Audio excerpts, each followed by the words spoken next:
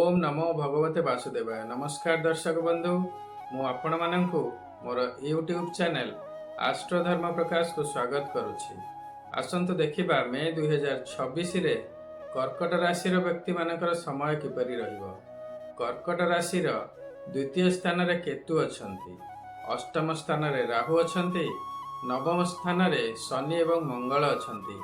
12 मे परे मंगल दशम स्थान को चलन करिवे। दशम स्थान रे रवि एवं बुध अवस्थान करुछंती। 15 तारिख दिन रवि एकादश स्थान को जिवे एवं 16 तारिख दिन बुध एकादश स्थान को जिवे। एकादश स्थान रे शुक्र अछंती, जे कि 15 मे दिन द्वादश स्थान को चलन करिवे। द्वादश स्थान रे बृहस्पति अवस्थान करुछंती। आपणकर द्वितीय स्थान रे केतु अवस्थान करुछंती। धन हानि हेबो, अर्थ हानि, परिवार रे क्लेश रहिबो। नवम स्थान रे आपणकर शनि अवस्थान करुछंती। नवम शनि अशुभ अटंती। धन हानि, अर्थव्यय, कर्महानि, समस्त कार्य रे विलंब, मानसिक दुश्चिंता, शत्रु वृद्धि, परिवार रे क्लेश इत्यादि रहिबो। आपणकर द्वादश स्थान रे बृहस्पति अवस्थान करुछंती। द्वादश बृहस्पति मध्य शुभ नुहंती। द्वादश बृहस्पति जोगु मध्य अर्थव्यय, वाणिज्य व्यवसाय रे क्षति, बासस्थान बा कर्मक्षेत्र रे स्थान परिवर्तन हेबो। निज लोक आपणक ठारू दूरे जिवे बा आपणक सहित शत्रुता करिवे। आसंतु देखिबा अन्य ग्रह मानकर स्थिति अनुसार मे 2026 आपणकर किपरि जीवो। मे मास 15 तारिख पर्यंत रवि एवं बुध आपणकर कर्म स्थान रे अछंती एवं आयाधिपति शुक्र आय स्थान रे बा स्व स्थान रे अछंती। तेणु मे मासर प्रथमार्धरे आय दृष्टि समय टिके भल रही पारे। मात्र मे 15 तारिख परे शुक्र जे कि आपणकर आयाधिपति व्यय स्थान को चलन करिवे एवं रवि एवं बुध आपणकर आय स्थान को बा एकादश स्थान को चलन करिवे। तेणु 15 तारिख परे आपणकर व्यय बढ़िबार संभावना रहिबो। पंचम स्थान हेउछि संतान एवं विद्या शिक्षार स्थान। पंचमाधिपति मंगल 12 मे परे मेष राशि को बा स्वस्थान को चलन करिवे। तेणु मे 12 तारिख परे संतान मानकर समय भल रहिबो। विद्यार्थी मानकर मध्य मे 12 तारिख परे विद्या शिक्षा दृष्टि भल समय रहिबो। जेहेतु आपणकर कर्माधिपति बा दशम स्थान अधिपति दशम स्थान को 12 मे परे जाउछंती, आपणकर 12 मे परे कर्म क्षेत्र रे मध्य भल समय रहिबो। मात्र आयाधिपति व्यय स्थान को एवं व्यय स्थान रे बृहस्पति थिबारु आपणकर द्वितीयार्ध रे खर्च बहुत बढ़िबो। सप्तम स्थान हेउछि जीवन साथी बा वैवाहिक जीवनर स्थान। सप्तमाधिपति शनि नवम स्थान रे अशुभ अछंती। तेणु जीवन साथी सहित संपर्क रे तिक्तता देखा दे पारे। मनांतर मतांतर रहिबो।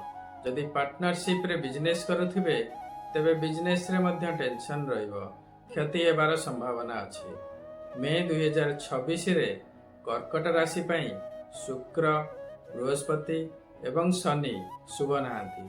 तेणु आपण एमानंकर प्रतिकार करंतु, शुभ हेबो। एहा थिला विभिन्न ग्रह मानंकर गोचर रे प्राप्त हेउथिबा शुभ एवं अशुभ फल। मात्र यही शुभ एवं अशुभर मात्रा केते रहिबो ताहा निर्भर करिबा आपणकर जातक रे सेमानकर स्थिति किपरि अछि एवं आपणकर वर्तमान केउ ग्रहंकर महादशा बा अंतर्दशा चली अछि।